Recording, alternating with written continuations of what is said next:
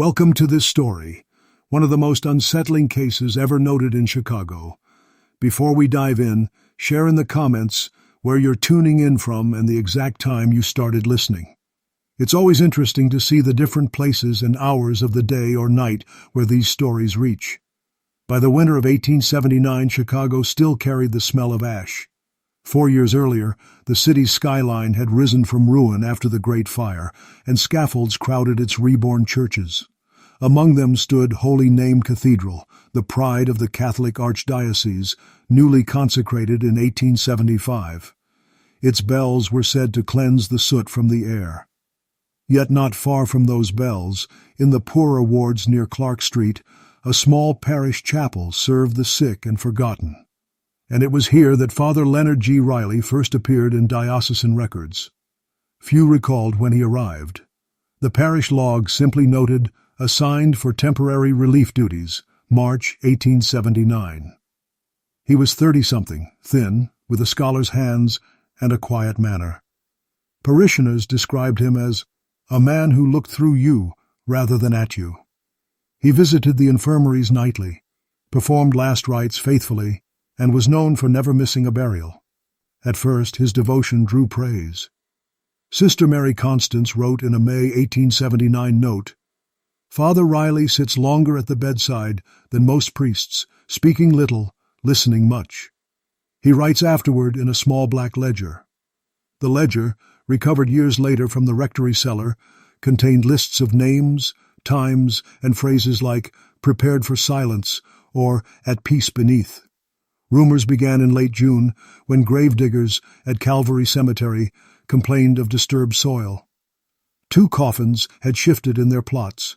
The groundskeeper, a man named Foley, claimed to see lantern light near midnight. He reported it to the police, who dismissed it as drunkards or boys seeking relief. CS. But in August, a widow named Mrs. Nolan visited the rectory to thank Father Reilly for attending her husband's burial, only to find him wearing the same gloves she had placed in the coffin with her late husband. When questioned, he smiled faintly and said, "Madam, the dead do not require warmth." That exchange reached the parish council, but no formal inquiry followed. Chicago was too busy rebuilding itself to chase whispers. Still, the night watchman began noting a figure in clerical black walking the cemetery paths long after midnight. The link to Holy Name Cathedral appears again here, in an October 1879 bulletin mentioning Father Reilly's unusual fervor for funerary rites, and a request for his transfer to quieter duties. The request was never processed. Within weeks, 2 more graves were reported opened and hastily resealed. By November, the first official complaint reached the diocesan office. Suspicion of misconduct regarding burial observances. The language was vague, the handwriting shaky. And soon after that, Father Reilly vanished from the rectory. They said the confessional smelled faintly of formaldehyde for days. By December of 1879, the rectory stood empty except for a few uncollected letters and the faint scent of wax and spirits. Parishioners assumed Father Reilly had been transferred quietly, as was the church's habit with difficult men, but no record of reassignment exists in diocesan archives. The only trace is a single entry in the cathedral ledger dated December 12th, Reilly, missing, presumed on retreat. Yet the retreat house in Joliet denied ever receiving him. For several weeks, the chapel stood locked, and the caretaker, an old man named O'Shea, refused to enter after dusk. He told the deacon that on some nights he could hear the soft sound of a door creaking open, followed by the faint rhythm of a man's voice reciting Latin beneath the floorboards. It was not prayer, O'Shea claimed. It was practice. The police were eventually sent to secure the premises, but the constable's brief report listed only disarray in cellar and evidence of embalming compound. That single phrase, embalming compound, would later become central to the speculation that surrounded Reilly's disappearance. It was a volatile chemical not meant for clerical use, and its presence suggested more than ritual preparation. In early 1880, newspapers began whispering of the graveyard priest of Clark Street. The Chicago Evening Journal printed a small notice. Disgraced clergyman suspected of midnight visitations to the dead. The archdiocese denied all knowledge, calling the story invention by the secular press. But inside the parish's own correspondence, a letter survives from Sister Constance to a fellow nun in Milwaukee reading, "The odor remains. It rises even through the floorboards of the chapel when the candles are lit." Those who served the chapel after Reilly's disappearance described a feeling of being watched, though no one saw movement. One sacristan claimed that a window left close, but at dusk would be opened by dawn. Another spoke of a footprint in the snow outside the crypt door, bare, though the temperature was well below freezing.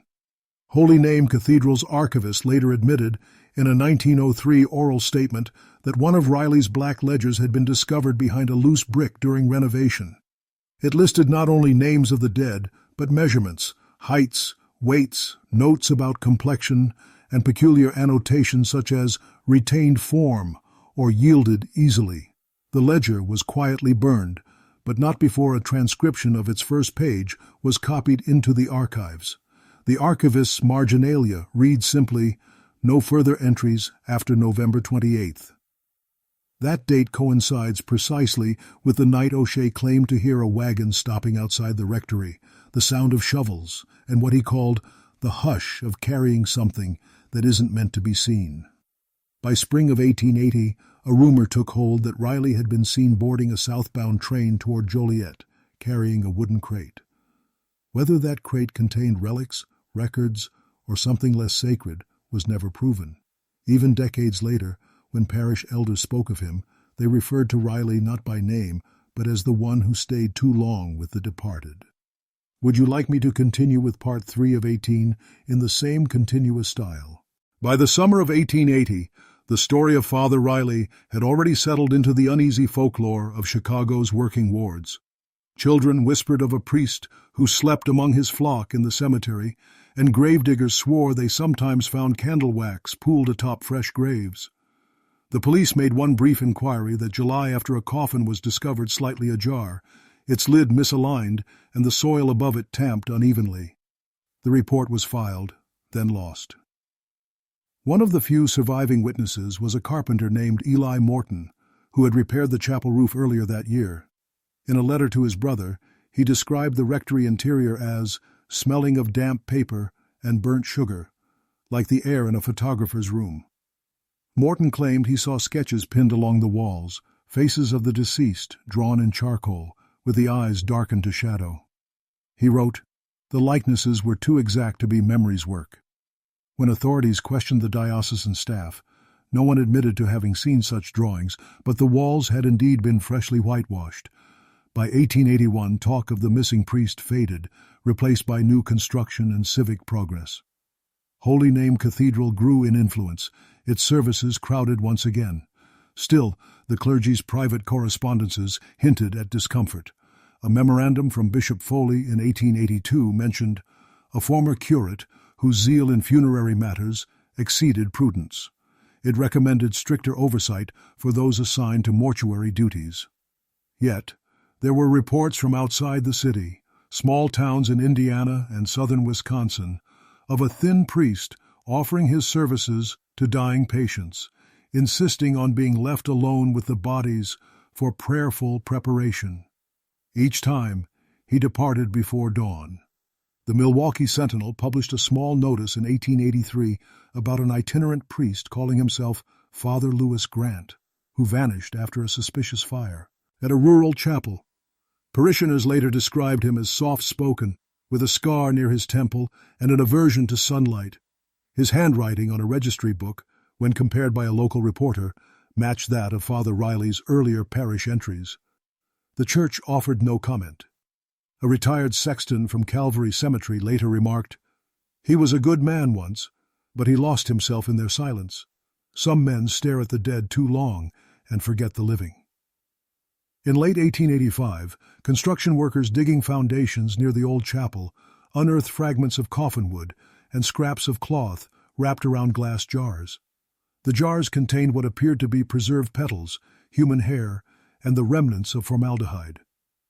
The foreman ordered the findings reburied to avoid scandal.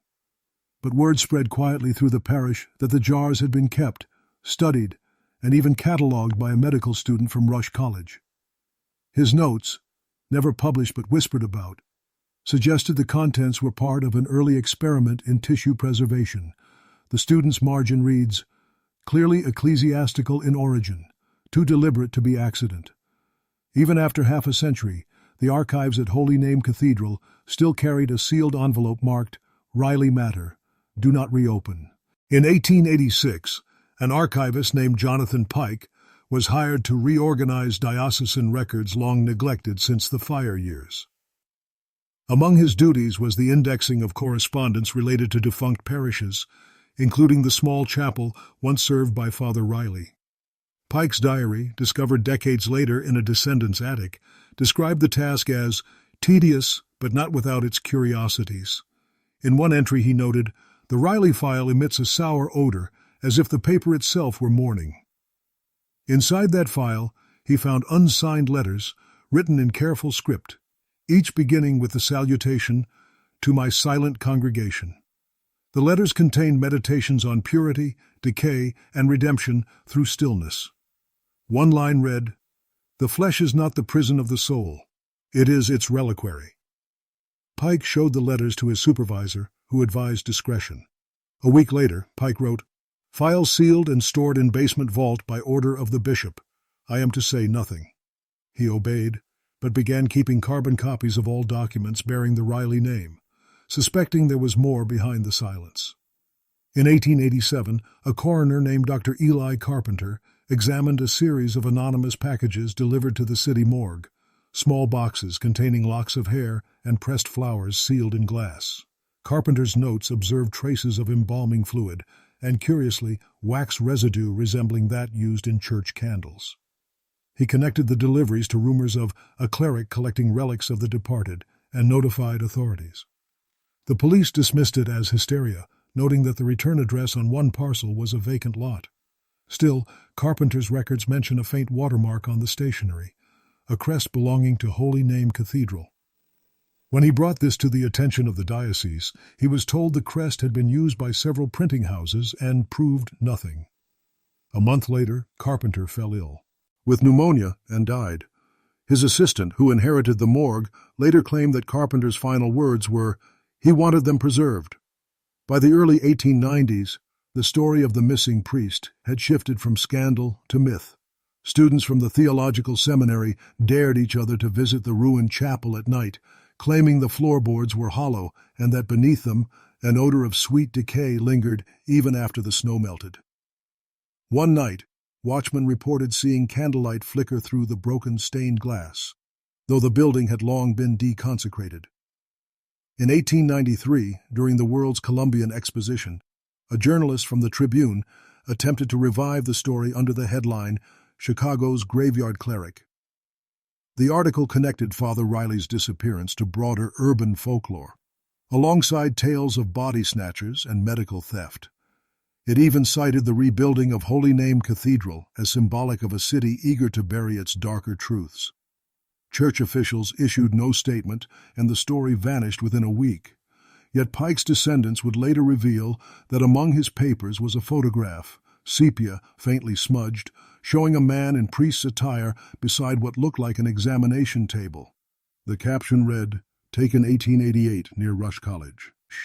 By 1894, Chicago had moved on to new obsessions, labor strikes, rail disputes, the noise of modernity drowning the superstitions of the old wards. But the clergy who had known Father Reilly still whispered about him in tones reserved for the damned. An elderly sacristan named James Phelan, interviewed years later by a student of theology, recalled that Reilly once told him, "We mistake decay for death. The body does not die, it merely changes its listener." That phrase found its way into several private letters exchanged among priests that winter, most of which were confiscated and archived without comment. One of those letters, preserved by chance, describes a sighting at St. Michael's Cemetery. A tall man in clerical coat, moving between the mausoleums with deliberate grace, stopping to touch each stone as if counting them. When approached by the watchman, the figure vanished behind the crypts, leaving only the faint odor of carbolic acid. the police refused to investigate further. That same year, renovations began on the old parish chapel, long abandoned and considered unsafe. The foreman, Thomas Hanratty, wrote in his journal that while removing rotted beams, his men discovered an underground passage sealed by bricks of differing mortar. Upon breaching it, they found a small vaulted chamber with a narrow table, 2 lanterns, and dozens of glass jars arrayed neatly along one wall. Most were empty, but a few contained what appeared to be preserved cloth and dried petals. One jar held a length of rosary chain embedded in wax. Hanratty turned the materials over to the diocesan office, which in turn handed them to a medical examiner. The report was never filed publicly, but a draft copy surfaced decades later in the Cook County archives. It concluded, "Organic traces consistent with long exposure to preservation agents, purpose indeterminate." Rumor quickly transformed the chamber into legend, a mortuary beneath holy ground, a priest's private sanctuary. Parishioners avoided the site thereafter, and by the turn of the century, the building was demolished. Holy Name Cathedral continued to expand, its new spires symbolizing renewal and faith, but older residents insisted that the reconstruction was meant to bury what the church could not explain. In 1896, a traveling mortician named Lewis Grant registered at a boarding house near LaSalle Street. The landlady described him as polite, soft-spoken, and oddly familiar, with a scar along his temple and an accent that didn't belong anywhere. He stayed 2 weeks, receiving parcels each night marked with only initials, LGR, and departed without notice. Inside his rented room, the maid found scraps of cloth soaked in a chemical that stung the eyes. On the bureau lay a rosary missing 3 beads. The boarding house owner turned the items over to police, who destroyed them after inspection, recording the incident simply as property of no significance. But when shown an old photograph of Father Reilly, the landlady crossed herself and whispered, "That was him, only thinner." In 1897, a quiet unease settled again over the northern wards. Parishioners from St. Stanislaus reported strange occurrences during evening masses, candles extinguishing without draught, hymnals falling open to funeral passages, and a lingering scent of camphor near the sacristy. The clergy attributed it to damp air, yet one visiting nun noted that the odor was identical to that used in embalming.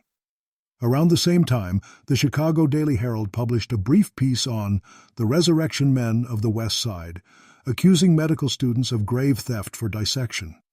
Among the names rumored in connection was a Father L.G., said to have aided in procuring specimens under the guise of spiritual care. Though the article vanished from later editions, the initial struck an old memory among archivists familiar with the sealed Reilly file. That spring, a parish messenger was sent to inventory materials left in the rectory vaults.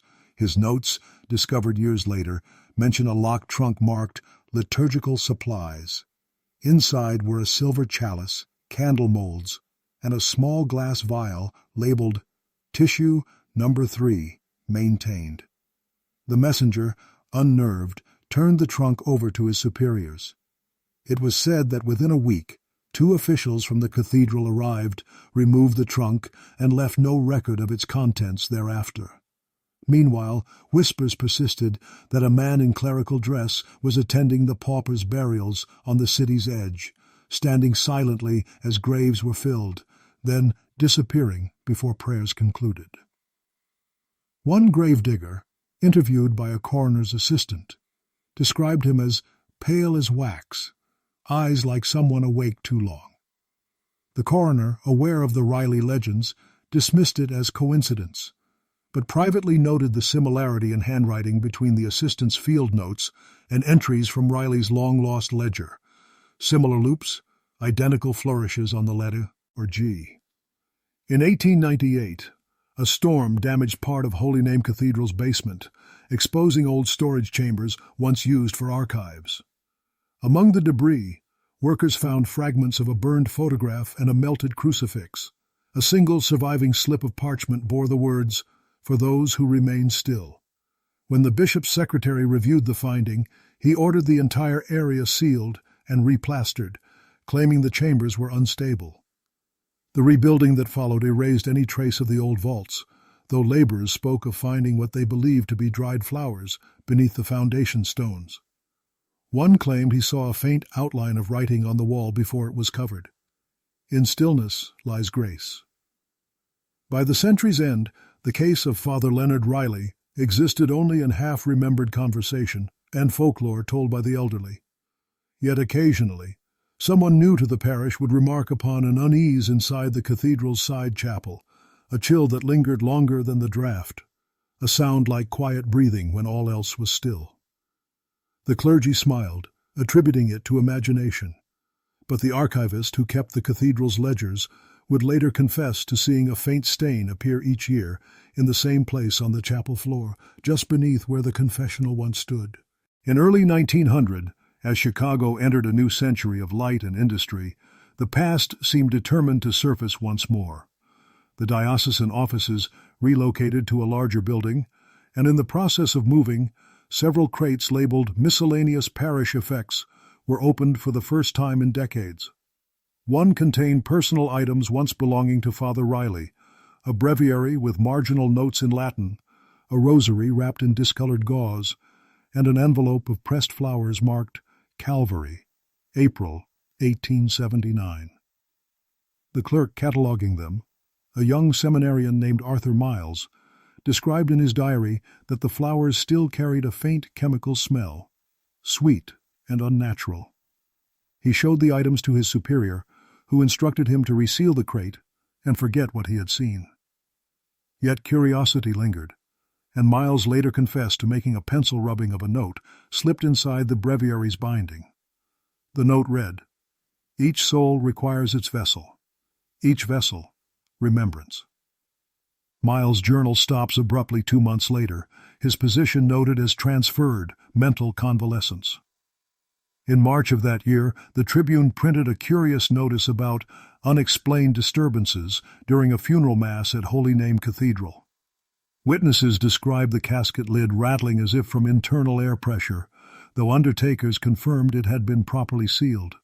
The family requested privacy, but several attendees claimed to see a man in priest's robes standing near the choir loft, though no such clergyman was assigned there that morning.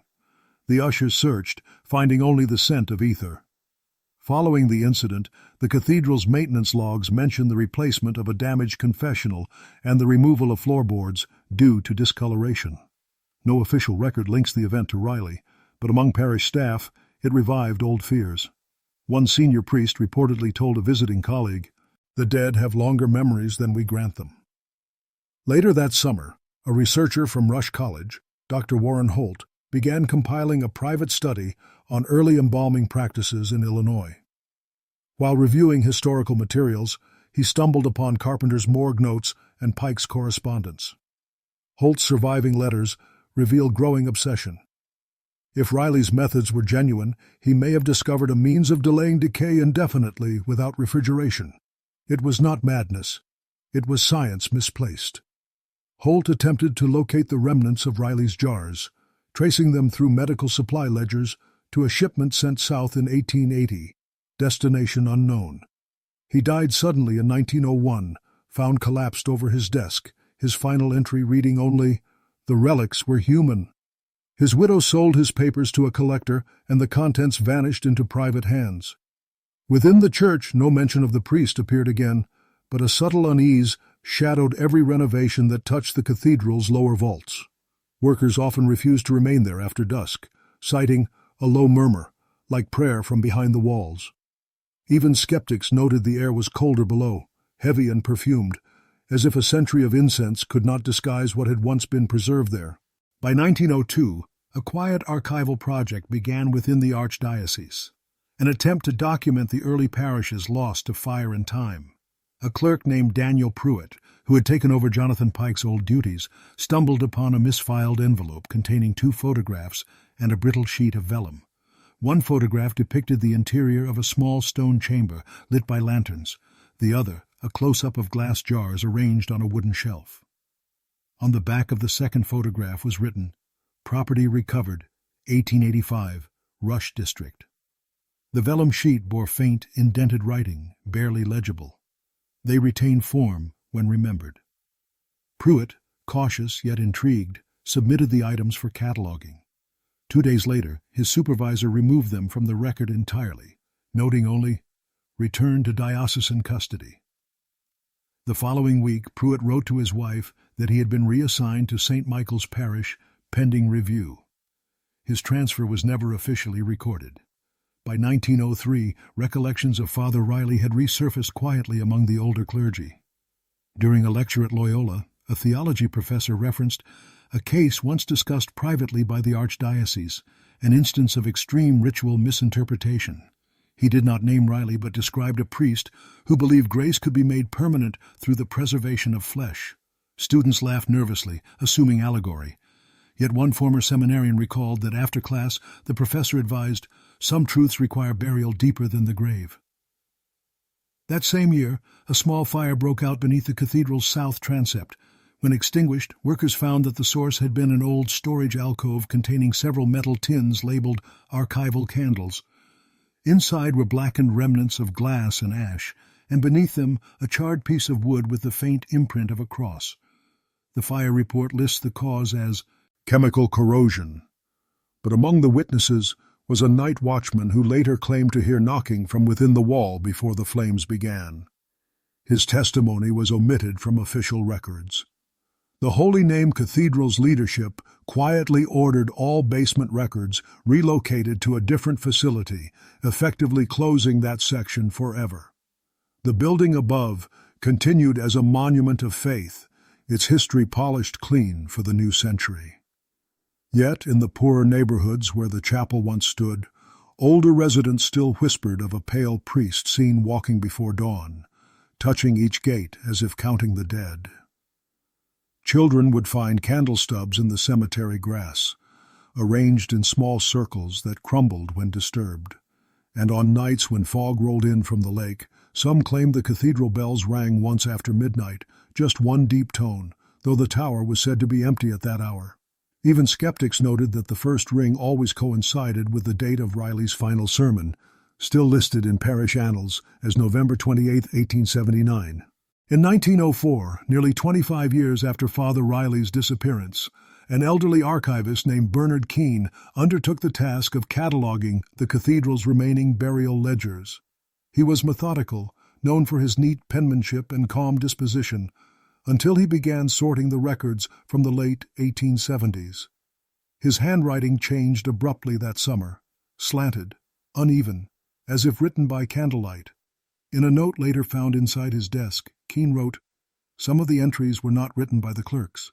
The ink is older, the hand more deliberate, and the names were never buried here." That fragment was dated July 1904, and no further correspondence survives in his hand.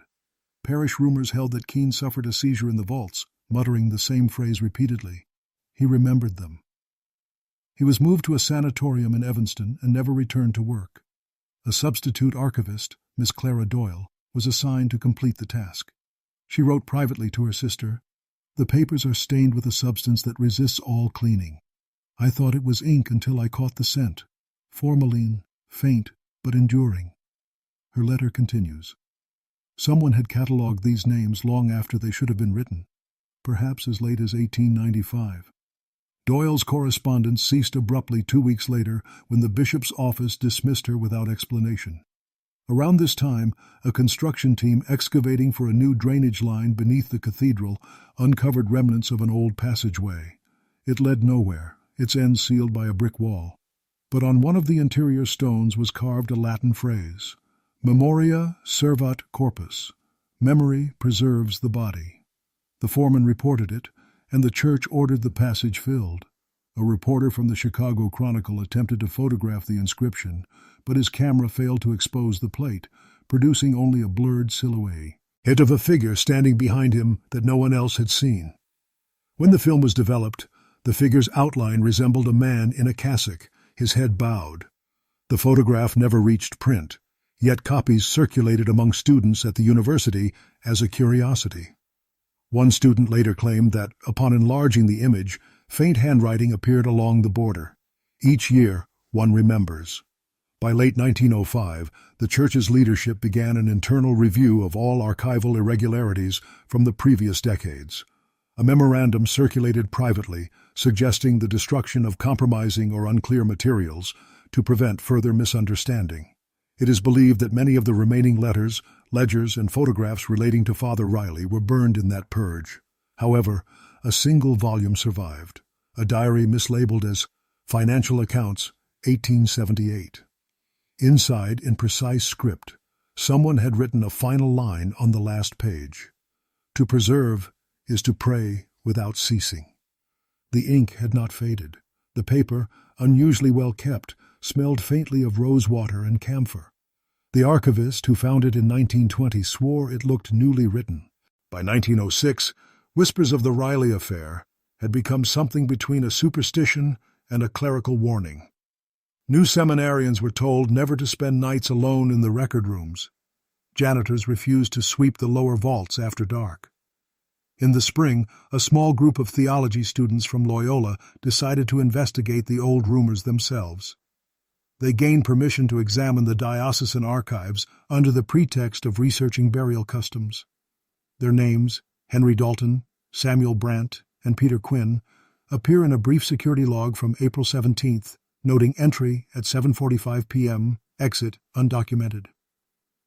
When staff arrived the next morning, the vault door stood open, the lamp oil spent, and one of the students' notebooks lay on the floor. It contained only 3 lines. There is a sound beneath the tiles. It breathes. The students were found hours later in the cathedral nave, pale and disoriented, with no memory of the night. Dalton withdrew from seminary that same week, later writing privately that he heard a voice that was not echo. By midsummer, the church quietly reinforced the vault door and restricted access. Father Brandt, the only one who remained in clerical training, was sent to a rural parish and never spoke publicly about the event. In that same year, an anonymous article appeared in the Chicago Examiner titled, "The Unopened Tomb Beneath the Altar." It described a sealed chamber under Holy Name Cathedral containing relics of questionable nature, suggesting that not all buried there were saints. The church denied the claim, calling it an insult to the sanctity of holy ground. Still, the story spread quickly, connecting the tale to the long-vanished Father Reilly. The editor of the Examiner later revealed that the article had been submitted by an individual using the name L.G. Restore. The initials unsettled those familiar with the case. A local historian, Professor Alan Worth, attempted to trace the submission but found the address false. Yet he discovered something else. A parcel in the University of Chicago's anthropology archives labeled Recovered from Cathedral Foundation, 1894.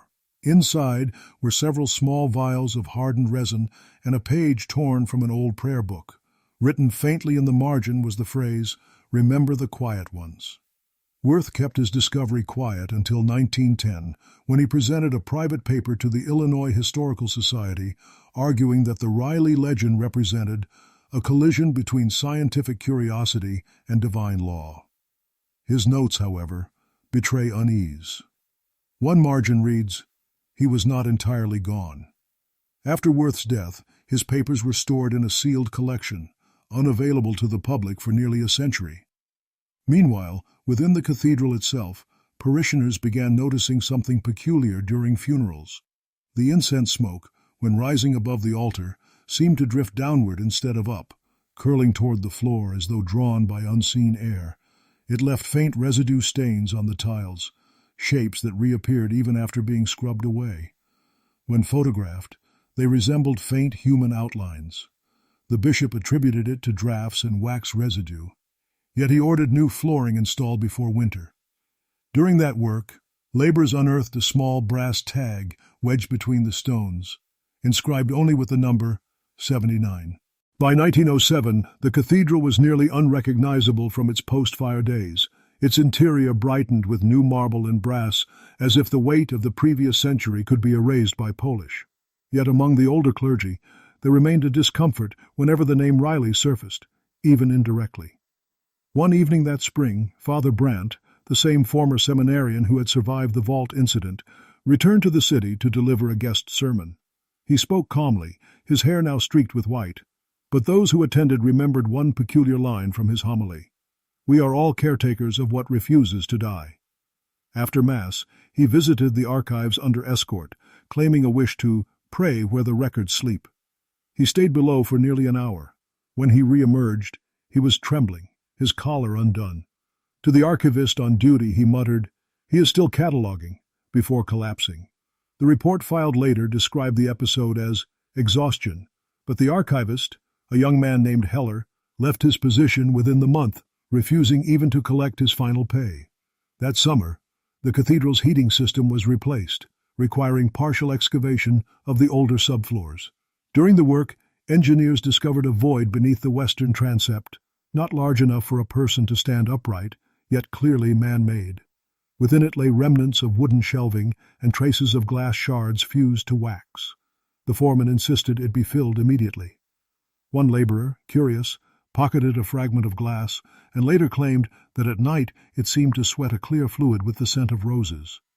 He threw it into the river after waking to find the odor seeping through his pillow. Newspapers made only brief mention of the find, referring to it as old storage cavities from the pre-fire structure.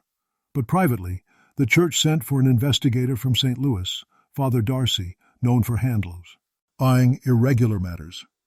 Darcy interviewed several witnesses, compiled notes, and sealed them in a folder labeled Cathedral Maintenance, 1907. Decades later, that folder would be discovered among unrelated property deeds. Inside was one page of handwritten text. The ledger is complete. His work was not desecration, it was preservation. The Church must never allow remembrance to take such form again. After Darcy's visit, all remaining basement access points were permanently bricked over. The stone used was darker than the surrounding walls, easy to overlook in the low light. Parish guides, who led tours years later, remarked on a subtle temperature difference near that section, as though a cold draft issued from within the stone itself. That winter, several choir boys complained of hearing tapping from beneath the chapel floor during rehearsal, always 3 slow knocks, then silence. The choirmaster laughed it off as heating pipes, but one boy refused to enter the nave afterward, insisting the tapping matched the rhythm of a man reciting the rosary. The next day's entry in the cathedral maintenance log reads simply, "Inspection requested, sound persists." By 1908, the memory of Father Reilly had become something unspoken, yet inescapable, a shadow that clung to the cathedral's foundations like damp stone. That spring, a marble supplier working in the crypt corridor slipped and broke through a patch of hollow flooring, revealing a cavity beneath just wide enough for his lantern to illuminate. Inside, workers later reported, was a single wooden chair positioned before a wall carved with vertical lines, scores, as if someone had been marking days. When the foreman ordered the area sealed, one man refused, insisting he had heard breathing from the dark. His companions swore it was only the hiss of the lantern flame, but none would go near the hole afterward. The discovery was never documented officially, but months later, a diocesan memo circulated privately requesting the reinforcement of compromised substructures in the western corridor and the removal of any materials unsanctioned for ecclesiastical record. Around the same time, in the parish surrounding the cathedral, rumors began to spread of a solitary priest visiting the homes of the dying, performing last rites without being summoned. Families described him as tall, hollow-cheeked, and gentle-spoken, with eyes that appeared colorless in lamplight. When questioned by the bishop's secretary, several witnesses gave conflicting names. Some said Reilly, others Reeson. One woman insisted it was Father L. None of these men existed in diocesan roles. The resemblance was enough to reopen old fears. On All Souls' Day that year, during a late-night mass, attendees claimed to see a candle burning in the confessional where no one sat. The wick never consumed, the wax never melted, and when an usher attempted to snuff it out, the flame simply vanished between blinks. A week later, the candle reappeared in the sacristy, unlit but still warm to the touch. The sexton noted the incise, dent in his journal, and left town before Christmas. Meanwhile, archival researchers working in other parishes began reporting missing documents, particularly burial registers from 1879 through 1881. The gaps were irregular, as if entire pages had been removed by hand. One clerk later testified privately that he found traces of ash in the binding and a faint scent of ether. The church attributed the loss to moisture damage. Yet when the newly appointed cathedral archivist reviewed what remained, he found an unfamiliar notation in the margins of an 1879 ledger. Peace is a process, not a place. The handwriting matched no known record keeper. Over the next year, the phrase began appearing elsewhere, etched faintly into the back of pews, scratched into candle trays, even penciled on the underside of the choir loft railing. The dean ordered every mark sanded away, but parishioners said new ones always returned, written smaller each time. And though the letters faded with each cleaning, the scent of camphor and rose oil seemed to grow stronger in their absence. By 1909, the cathedral staff had grown accustomed to quiet peculiarities: candles that refused to stay lit, hymnals misplaced, an occasional chill drifting through the nave. But that year, something changed in tone. Visitors began leaving mid-mass, uneasy without knowing why. The bishop commissioned a survey of the building's lower vaults, citing structural assurance, though privately the concern was spiritual. Engineers found nothing unusual, save for a section of masonry unusually dry compared to the surrounding stone, as if insulated from the city's dampness. They noted the faint scent of antiseptic rising from the cracks, a smell they could not trace. Shortly after, Father Darcy, the same investigator who had sealed the vaults 2 years prior, returned to Chicago without official summons. His diary, discovered later among his effects, begins abruptly. The scent has risen again. He spent 3 nights at the cathedral, conducting what he termed an examination of silence. On the 3rd night, the night watchman heard the confessional door open and close, though no one else was inside. Darcy was found at dawn asleep in the nave, clutching a handkerchief soaked in clear fluid. He departed the city that same morning and never spoke publicly of what he found, but his diary ends with a single Latin phrase: corpus meminit, the body remembers. That winter, reports emerged from several Catholic hospitals of a visiting priest who blessed the deceased before they were removed to the morgue. Nurses said his prayers were brief and whispered, always ending with the words, "Rest remains." He vanished before his name could be taken. One nurse later claimed she recognized him from an old lithograph shown in the Tribune, a face drawn decades ago to accompany a piece on Father Leonard Reilly. She kept the clipping in her prayer book until her death, where it was found discolored by time, but still legible. In early spring, a leak in the cathedral roof forced workers to remove several ceiling panels, exposing a network of old ventilation shafts that descended far deeper than the current blueprint suggested. Among the debris, they found scraps of parchment folded into the ducts. Each carried fragments of text written in uneven Latin. The ink faded to brown. One read, "Sanguis dormit in fide." The blood sleeps in faith. Another bore only initials, LGR. When the foreman turned them over to the clergy, he was instructed to continue repairs and speak no more of it. His crew reported that each morning thereafter, the shafts smelled faintly of flowers, though no plants grew nearby. As Easter approached, the cathedral's bells began to malfunction, ringing single tones at irregular hours. The mechanic called to inspect them swore the ropes had not moved. Parishioners noticed that each random toll coincided with the hour a funeral had been conducted years before, all from 1879. One evening, after the final unplanned bell, a thin mist filled the nave. It dissipated quickly, leaving behind a residue on the marble steps like fine powder. Samples sent for analysis returned inconclusive. The report noted only organic trace, indeterminate. By 1910, Chicago's skyline shimmered with steel and electric light, but inside the cathedral, the air felt older, heavy with incense and memory. Parishioners spoke less of the strange occurrences, perhaps from fatigue or reverence, yet the clergy kept quiet watch. The newest curate, Father Simon Keefe, a man of pragmatic faith, volunteered to take responsibility for the archives, insisting that superstition dissolved under order. For months he catalogued records late into the night, cross-referencing burial ledgers and sacramental books. One evening, while sorting older envelopes, he found a folded note pressed between the pages of an 1879 registry. It read simply, "If memory keeps the body, confession restores the breath." The handwriting was meticulous, the ink slightly iridescent. When he looked again, the note was gone. He told no one, but in his next homily he spoke of sins that refuse absolution. Parishioners said he seemed distant afterward, his eyes red from sleeplessness. Later that summer, a carpenter repairing the sacristy floor uncovered a set of small brass plaques, each engraved with a date and initials. Most corresponded to known burials, but one read LGR, November 28, 1879.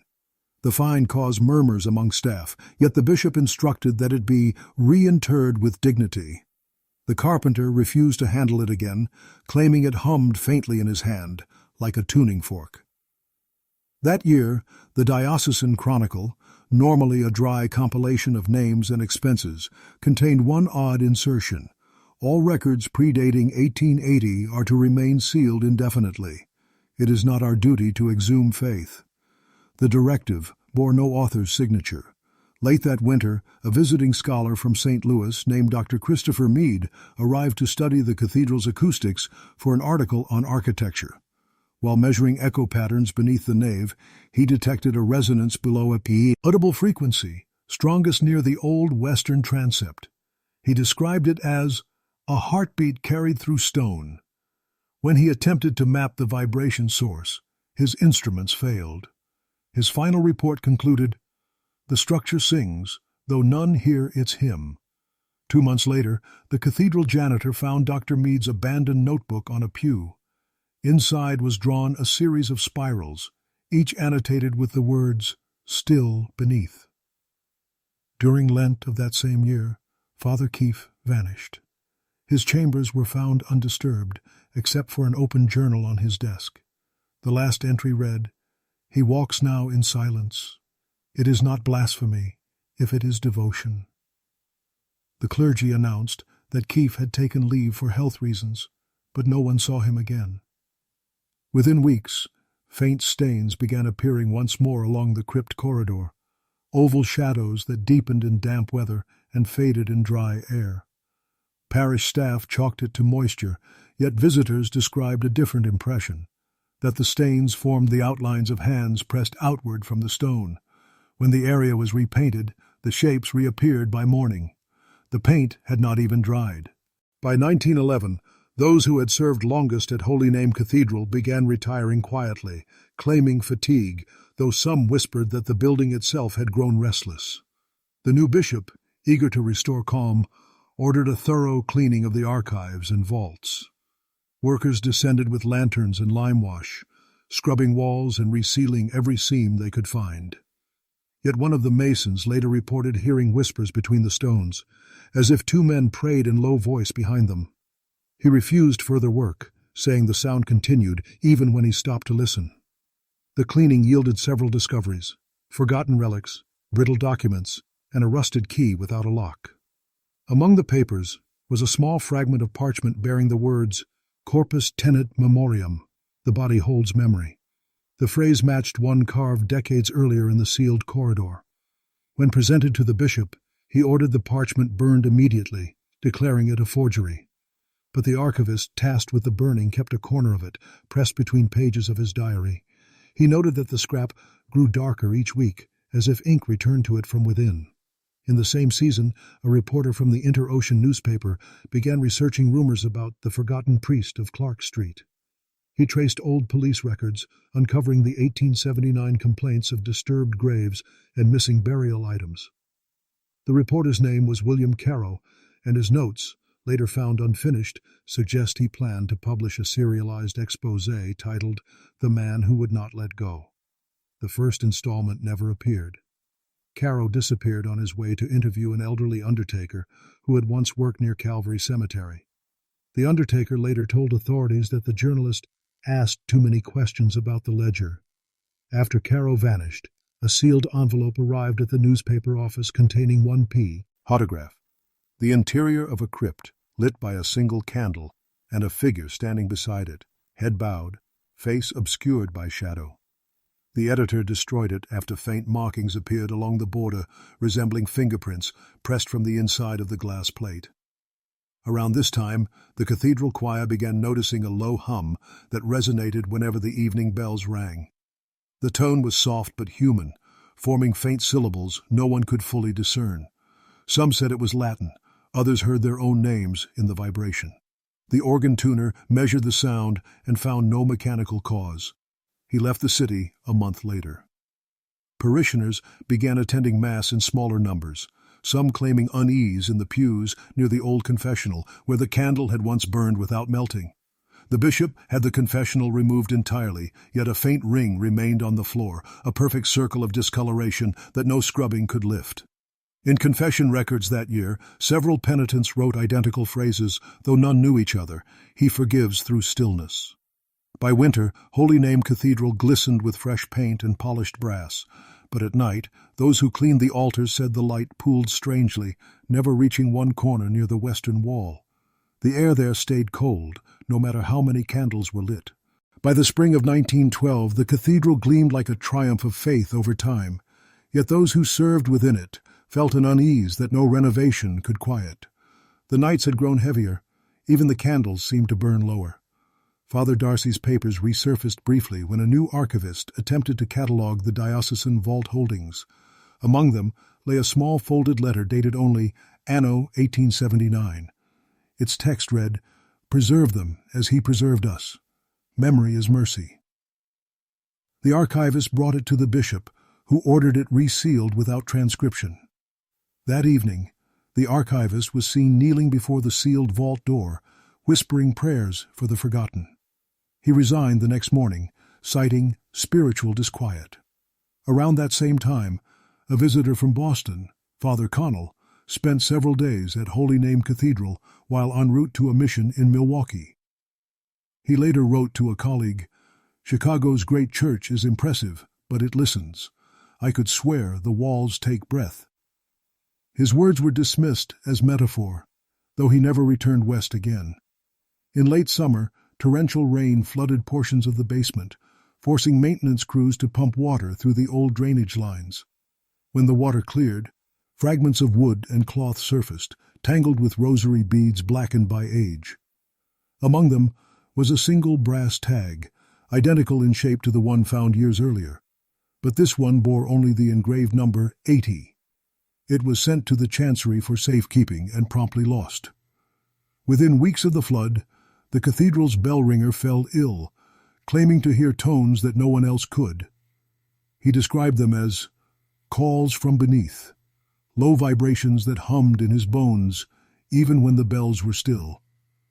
He died that October, his final words recorded by a nurse, "He's keeping count."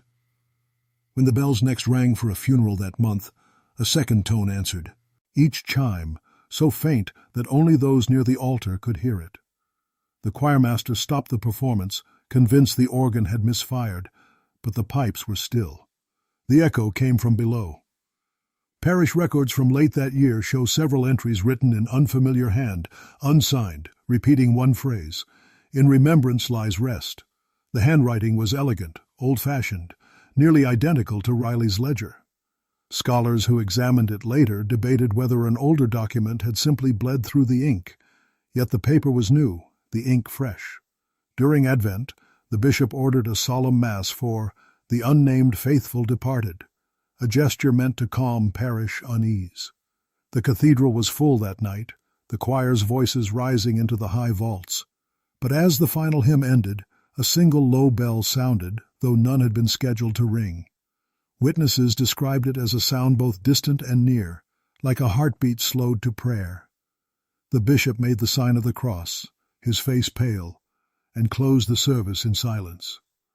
After that night, the cathedral remained open only during daylight for nearly a year. By 1913, the cathedral stood outwardly serene, its stone washed clean by rain and time, yet within, the air felt strained, as if the building itself was waiting. Parish records grew sparse, priests rotated quickly, and no one volunteered for late vigils. In March, The caretaker discovered that the brass circle on the floor near the old confessional had darkened again, forming what looked like a faint ring of moisture. He wiped it away, but the next morning it had returned, larger.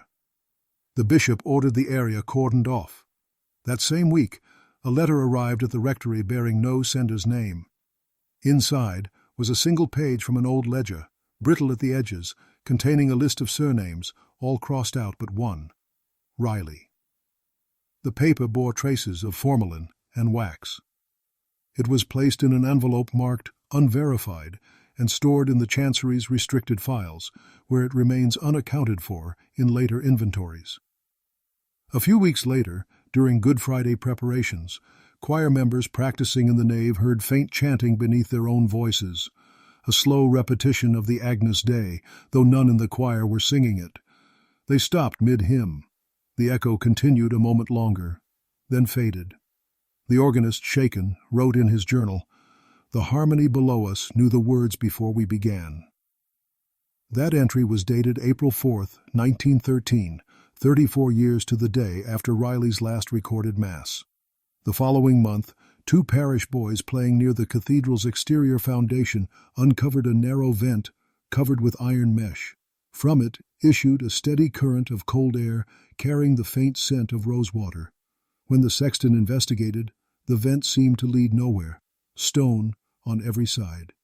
He sealed it with mortar, yet days later the air returned, escaping through the cracks. Around midsummer, an elderly nun named Sister Agnes, who had lived long enough to remember the early humors, fell ill and requested confession. Her final words to the attending priest were recorded as, "He never left them. He promised to remember." That line unsettled the younger clergy, none of whom knew the old story. Shortly after her burial, the same vent outside the cathedral began weeping clear fluid that crystallized on contact with air, leaving behind white residue shaped like petals. The maintenance log for that month mentions only persistent mineral seepage, odor floral. It was scraped away repeatedly, always returning by morning. On the anniversary of the cathedral's consecration, the bells rang at dawn, unbidden. City residents complained of the hour, but church officials insisted the ropes had not been touched. Those who stood near the tower said the sound was softer than usual, almost tender, as though the bells were tolling not in warning, but remembrance.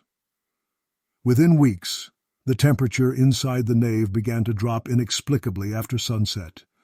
Visitors described the chill as clean, almost sweet, like walking into air recently emptied of breath. No one could trace the source.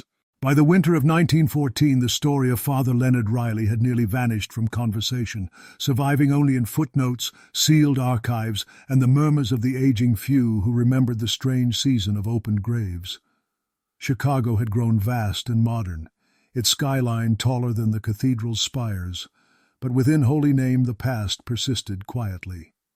The parish kept its routine: baptisms, marriages, funerals, each carried out beneath the same stones that had once been sealed and unsealed too many times.